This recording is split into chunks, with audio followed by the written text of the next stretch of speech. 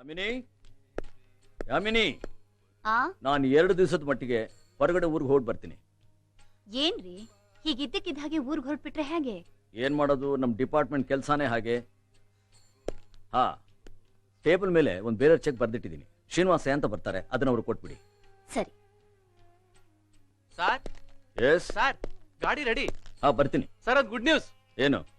ರಮೇಶ್ ಅವ್ರ ಶಾಪ್ ಅಲ್ಲಿ 5 ಲಕ್ಷ ರೂಪಾಯಿ ಕಳ್ತನ ಆಗಿತ್ತಲ್ಲ, ಆ ಕಳ್ಳ ಇವತ್ತು ಬೆಳಿಗ್ಗೆನೆ ಸಿಕ್ಬಿಟ್ಟ ಸರ್. ಮಿಸ್ಟರ್ ಮಹೇಶ್, ಆಫೀಸ್ ವಿಷಯನ ಮನೆಗೆ ತರಬೇಡಿ ಅಂತ 8 ಸಲ ಹೇಳಿದ್ದೀನಿ. This the last warning for you. Don't do this again. Sorry sir. Luggage ತಗೊಳ್ಳಿ, ಬನ್ನಿ. Okay sir.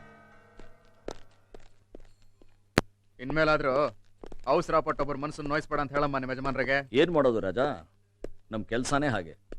ಕೆಲವು ಸಲ ಎಲ್ಲರ ಮೇಲೂ ಅನುಮಾನ ಪಡ್ಬೇಕಾಗತ್ತೆ. I am sorry. 2 ದಿವಸ ನಾವು ಊರ್ಲಿರಲ್ಲ, ಸ್ವಲ್ಪ ಮನೆ ಕಡೆ ಜೋಪಾನ. ನಾನು ಬರಲ್ಲ.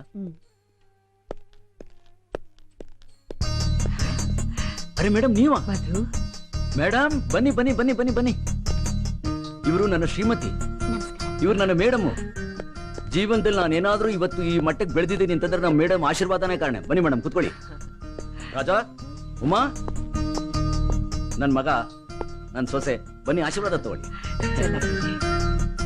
ಇದೇ ನನ್ನ ಸಂಸಾರ. ನೀವು ಚೆನ್ನಾಗಿದ್ದೀರಾ ಮೇಡಮ್? ಚೆನ್ನಾಗಿದ್ದೀನಪ್ಪ, ನೀನ್ ಚೆನ್ನಾಗಿದ್ದೀಯಾ? ಹಾ ಮೇಡಮ್, ಹೇಳಿ ಮೇಡಮ್. ಮಧು, ನನಗೊಂದು ಸಹಾಯ ಆಗ್ಬೇಕಾಗಿತ್ತಪ್ಪ. ಸಹಾಯನ? ಏನಾಗಬೇಕು ಹೇಳಿ ಮೇಡಮ್. ನನ್ನ ಮಗಳ ಮದುವೆ ನಿಶ್ಚಯ ಆಗಿದೆ, ಮುಹೂರ್ತದ ದಿನಾನೂ ಗೊತ್ತಾಗಿದೆ. ದುಡ್ಡು ಕೊಡ್ತೀನಿ ಅಂತ ಹೇಳಿದವರು ಕೊನೆಗಳಿಗೆಯಲ್ಲಿ ಕೈ ಕೊಟ್ಬಿಟ್ಟಿದ್ದಾರೆ. 1-2-3 ಲಕ್ಷ ಆದ್ರೂ ಬೇಕಾಗುತ್ತೆ. ರಾಜು, ಮೇಲ್ಗಡೆ ಟೇಬಲ್ ಮೇಲೆ ಚೆಕ್ ಬುಕ್ ಇಟ್ಟಿದ್ದೀನಿ, ತಗೊಂಬ. ನಿನ್ ಸಾಲನ ಆದಷ್ಟು ಬೇಗ ತೀರಿಸ್ಬಿಡ್ತೀನಿ. ಏನ್ ಮಾತು ಅಂತ ಆಡ್ತೀರಾ ಮೇಡಮ್? ಮೊದಲು ಮದುವೆ ಕೆಲಸ ಮುಗಿಲಿ, ಆಮೇಲೆ ನೋಡೋಣ. ನೀವೇನು ಯೋಚನೆ ಮಾಡಬೇಡಿ. ತುಂಬಾ ಸಂತೋಷ ಮೇಡಮ್. ಅವಾಗ ಸ್ಕೂಲ್ ಕಡೆ ಹೋಗ್ತಾ ಇರ್ತೀರಾ? ಹೋಗ್ಬಿಡ್ತೀನಪ್ಪ. ಹಾ,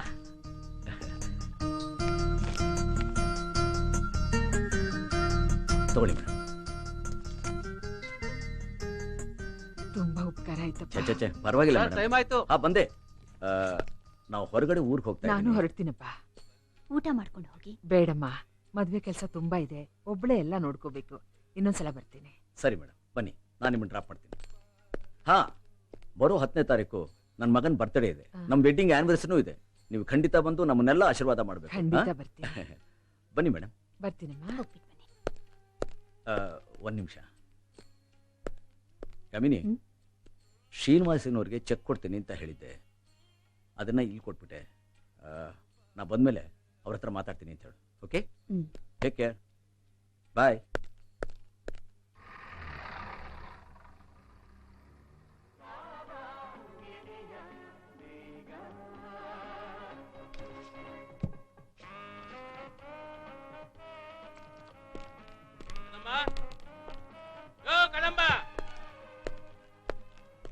ಯಾರು? ನಾನು ಈ ಮನೆ ಜಪ್ತಿ ಮಾಡಕ್ ಬಂದಿದ್ದೀನಿ. ಎಲ್ಲೋದ ಕದಂಬ? ಏಯ್, ಅಪ್ಪಿ ತಪ್ಪಿ ಬೇರೆ ಅಡ್ರೆಸ್ ಬಂದ್ರ ಹೇಗೆ? ನಾನು ಕರೆಕ್ಟ್ ಅಡ್ರೆಸ್ಗೆ ಬಂದಿದ್ದೀನಿ ಕಣಯ್ಯ. ಎಲ್ಲೋದ ಕದಂಬ? ನೀವು ಯಾರು ಅಂತ ಗೊತ್ತಾಗ್ಲಿಲ್ಲ. ನಿಮ್ ಯಜಮಾನನಿಗೆ ಸಾಲ ಕೊಟ್ಟಿರೋನು ಶ್ರೀನಿವಾಸಯ್ಯ ಅಂತ. ಅವರು ಕೆಲ್ಸದ ಮೇಲೆ ಊರಿಗೆ ಹೋಗಿದ್ದಾರೆ. ಬಂದ ತಕ್ಷಣ ನಿಮ್ಮನ್ನ ನೋಡ್ತಾರಂತೆ. ಸಾಧ್ಯ ಇಲ್ಲ ಕಣಮ್ಮ, ಅವನು ಗಡುವು ಕೊಟ್ಟು ಸಾಕಾಗೋಯ್ತು. ಇನ್ನು ಕಾಯೋದಕ್ಕೆ ಸಾಧ್ಯ ಇಲ್ಲ. ಏಯ್, ಮುಖ ಏನ್ ನೋಡ್ತೀರಾ? ಸಾಮಾನೆಲ್ಲ ಹೊರಗೆ ಹಾಕ್ರ, ಬೇಗ. ನೋಡಿ, ದಯವಿಟ್ಟು ನನ್ನ ಮಾತು ಕೇಳಿ. ಯಾವನಾದ್ರೂ ಸಾಮಾನು ಮುಟ್ಟಿದ್ರೆ ಕೈಕಾಲು ಮುಟ್ಬಿಡ್ತೀನಿ. ಏನಯ್ಯ ಎದುರಿಸ್ತಾ ಇದೀಯಾ? ನಿಮ್ಮಪ್ಪ ದೊಡ್ಡ ಪೊಲೀಸ್ ಆಫೀಸರ್ ಆಗಿರಬಹುದು, ಹಾಗಂತ ಸಾಲ ಕೊಟ್ಟೋನು ಅವನು ಮುಂದೆ ಕೈ ಕಟ್ಕೊಂಡು ನಿಂತ್ಕೋಬೇಕಾ? ಏಯ್, ಮುಖ ಏನೋ ನೋಡ್ತೀರಾ? ಎತ್ ಹೊರಗೆ ಹಾಕ್ರ. ನಿಮ್ಮಪ್ಪ ಕದಂಬನೇ ಬಂದು ನನ್ನ ಕಾಲು ಹಿಡ್ಕೊಂಡ್ರು ಈ ಜಪ್ತಿ ನಿಲ್ಸಲ್ಲ, ಗೊತ್ತಾ? ರೋಷ ಇರೋನು ನನ್ನ ಹಣ ಬಿಸಾಕೋ, ಎತ್ಕೊಂಡು ನಡೀರೋ. ಎತ್ಕೊಂಡು ನಡೀರೋ. ನನ್ನ ಮೇಲೆ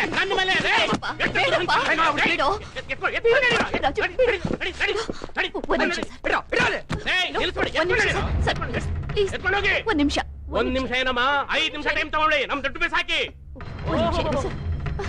ಮುಗಿಸಕ್ಕೆ ಬರಲ್ಲ, ಗೊತ್ತಾ? ಹೊಟ್ಟೆ ಹಿಡ್ಕೊಂಡು ನಾವು ಜಗ್ತಾನೆ. ಬೇಕಾದಷ್ಟು ನೋಡಿದೀನಿ. ರಮೇಶ್ ಇದ್ದಾರ? ಊರಿಗೆ ಹೋಗಿದಾರ? ಅಯ್ಯೋ ದೇವ್ರೆ, ಈಗೇನ್ ಮಾಡ್ಲಿ? ರಾಜು, ಏನಪ್ಪ ಮಾಡೋದು? ನಿಮ್ ತಂದೆ ಊರಲ್ಲಿದ್ದಿದ್ರೆ ಇಂಥ ಪರಿಸ್ಥಿತಿ ಬರ್ತಿದ್ದ. ನಾವ್ ಈ ಮನೆಯಿಂದ ಆಚೆ ಹೋದ್ರೆ ನಮ್ ಕುಟುಂಬದ ಮಾನ ಮರ್ಯಾದೆ ಎಲ್ಲ ಮಣ್ಣು ಪಾಲಾಗತ್ತಪ್ಪ.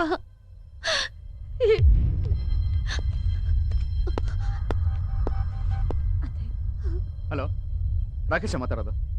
ರಾಕೇಶ್, ನಾನ್ ರಾಜು ಮಾತಾಡ್ತಿರೋದು. ಏನಿಲ್ಲ, ನನಗೆ ಅರ್ಜೆಂಟ್ ಆಗಿ ಒಂದ್ 3 ಲಕ್ಷ ರೂಪಾಯಿ ಬೇಕಾಗಿತ್ತು. ಹಾ, ತುಂಬಾ ಅರ್ಜೆಂಟು. ನಮ್ ತಂದೆ ಊರಲ್ಲಿಲ್ಲ, ಅವ್ರು ಬಂದ ತಕ್ಷಣ ಕೊಟ್ಬಿಡ್ತೀನಿ. ಈಗ ಬರ್ಲಾ? Thank you very much. ಸರಿ. ಆಯ್, ಏನ ಇನ್ನು ಅರ್ಧ ಗಂಟೆಯಲ್ಲಿ ನಿನ್ ದುಡ್ಡು ನಿನ್ ಮುಖದ ಮೇಲೆ ಬಿಸಾಕ್ತೀನಿ. ಹೋಗ ಆಚೆ ಕೂತ್ಕೋ. ಆಚೆ ಕೂತ್ಕೊಂಡಿರಲ್ಲ ಕಣಯ್ಯ, ನೀನ್ ದುಡ್ಡು ಕೊಡೋವರೆಗೂ ನಿಂತ್ಕೊಂಡೇ ಇರ್ತಾನೆ. ಬನ್ರಿ. ಈಗ್ಲಾದ್ರೂ ಗೊತ್ತಾಯ್ತಮ್ಮ, ಈ ಮನೆ ಗೌರವದ ಮೇಲೆ ನನಗೆ ಎಷ್ಟು ಅಕ್ರೆ ಇದೆ ಅಂತ. ಇನ್ಮೇಲಾದ್ರೂ ನನ್ನ ಸರಿಗೆ ಅರ್ಥ ಮಾಡ್ಕೊಳಕ್ ಹೇಳಿ ನಿನ್ ಗಂಡನ್ಗೆ.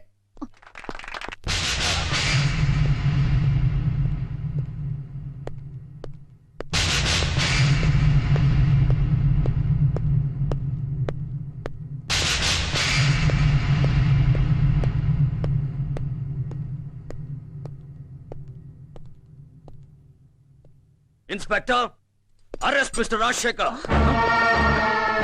ಯಾಕೆ?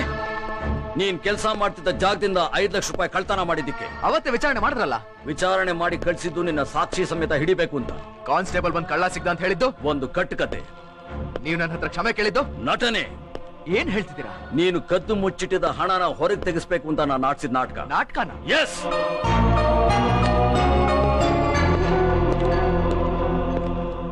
ಇವರೆಲ್ಲ ಯಾರು ಗೊತ್ತಾ? ನಾನು ಆಡಿಸಿದ ನಾಟಕದಲ್ಲಿ ಭಾಗವಹಿಸಿದ ಪಾತ್ರಧಾರಿಗಳು. ಮಗಳ ಮದುವೆಗೆ ಸಹಾಯ ಕೇಳಕ್ ಬಂದ ಮೇಡಮ್ ಇನ್ಸ್ಪೆಕ್ಟರ್ ಸತ್ಯಪ್ರಿಯ, ಮನೆ ಜಪ್ತಿ ಮಾಡಕ್ ಬಂದ ಶ್ರೀನಿವಾಸಯ್ಯ ಇನ್ಸ್ಪೆಕ್ಟರ್ ಚಂದ್ರಮಾವಳಿ,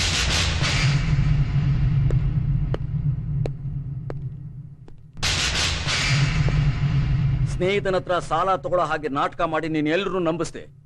ಆದ್ರೆ ನೀನ್ ಕೊಟ್ಟ 3 ಲಕ್ಷ ರೂಪಾಯಿ ನೀನು ಕದ್ದ ಹಣದಿಂದಾನೆ ಬಂದಿದ್ದು ಅಂತ ನಾನ್ ಪ್ರೂವ್ ಮಾಡಿದೆ. ಅದಕ್ಕೆ ಸಾಕ್ಷಿ ನಾವು ನೋಟ್ ಮಾಡಿರೋ ನಂಬರ್ಸ್. ಜೊತೆಲಿ ಇದ್ಕೊಂಡೆ ಬೆನ್ನಕ್ ಚೂರಿ ಹಾಕಿದ್ರಿ. ಈಗ ನೀವ್ ಆಡ್ಸಿದ ನಾಟಕ ಅಲ್ಲ, ನೀವ್ ನನ್ ತಂದೆ ಬಾಳ್ತಿರೋದೇ ನಾಟಕ. Inspector proceed. ಬೇಡ ಬೇಡ, ಬಿಡಿ ಬಿಡಿ ಇನ್ಸ್ಪೆಕ್ಟರ್. ಏನ್ರಿ ಇದೆಲ್ಲ? ಮೌನವಾಗಿದ್ದುಕೊಂಡೆ ಎಲ್ಲ ಸಾಧಿಸ್ಬಿಟ್ರಲ್ಲ. ಅಯ್ಯೋ, ಏನಾದ್ರೂ ಹೇಳ್ರಿ. ರಾಜು ರಾಜು, ನೋಡು ನೋಡು, ನಿಮ್ ತಂದೆ ಹತ್ರ ಕ್ಷಮೆ ಕೇಳಪ್ಪ ಕೇಳಪ್ಪ. ನಾನು ಯಾಕಮ್ಮ ಕ್ಷಮೆ ಕೇಳಿ? ನಾನ್ ಸತ್ರ ಕ್ಷಮೆ ಕೇಳಲ್ಲ. ಅದು ನನಗೆ ಬೇಕಾಗೂ ಇಲ್ಲ. ಇನ್ಸ್ಪೆಕ್ಟರ್, ಅಯ್ಯೋ, ನಾನ್ ಮತ್ತೆ ಬಂದೇ ಬರ್ತೀನಿ. ನಾನ್ ಬಂದ ತಕ್ಷಣ ಮೊದ್ಲು ಗುರಿ ಇಡೋದ ನಿಮ್ಗೆ. ನೀವು ನನಗೆ ಮಾಡಿದ ನಂಬಿಕೆ ಅದ್ರ ಹೋಕೆ ನಿಮ್ಗೆ ಅವಮಾನ ಮಾಡ್ಲಿಲ್ಲ. ಪ್ರಯತ್ನ ಪಡು. ಅಯ್ಯೋ, ಯಾವ ಡಿಪಾರ್ಟ್ಮೆಂಟ್ ನವರು ನಿಮ್ಮನ್ನ ಚಾಣಕ್ಯ ಅಂತ ಕರೀತಾರೋ ಅದೇ ಡಿಪಾರ್ಟ್ಮೆಂಟ್ ಅವರಿಂದ ನಿಮ್ಗೆ ಅವಮಾನ ಮಾಡಿಸಿಲ್ಲ. ಅದು ನಿನ್ನ ಸಾಮರ್ಥ್ಯ. ಮಿಸ್ಟರ್ ಕದಂಬ, ಈ ಕ್ಷಣದಿಂದ ನಾನ್ ನಿಮ್ ಮಗನೂ ಅಲ್ಲ, ನನಗೂ ನಿಮಗೂ ಯಾವ ಸಂಬಂಧನೂ ಇಲ್ಲ. ಅದಕ್ಕೆ ಚಿಂತೆ ಮಾಡ್ಬೇಕಾಗಿರೋದು ನಾನಲ್ಲ. ರಾಜು, ನೀನ್ ಯಾಕಮ್ಮ ನನಗೋಸ್ಕರ ಆಳ್ತ್ಯಾ? ಅಲ್ಲಿದ್ದಾನಲ್ಲ ನಿನ್ ಗಂಡ ಕದಂಬ, ಅವನಿಗೋಸ್ಕರ ಆಳು. ರಾಜು, ರಾಜು, ಅಯ್ಯೋ ರಾಜು, ಏನಂದ್ರೆ ಏನಂದ್ರೆ ಇಲ್ಲಿ ನೋಡಿ ರಾಜು, ರಾಜು, ಏನಂದ್ರೆ ಏನಂದ್ರೆ ಅಯ್ಯೋ ಅಯ್ಯೋ,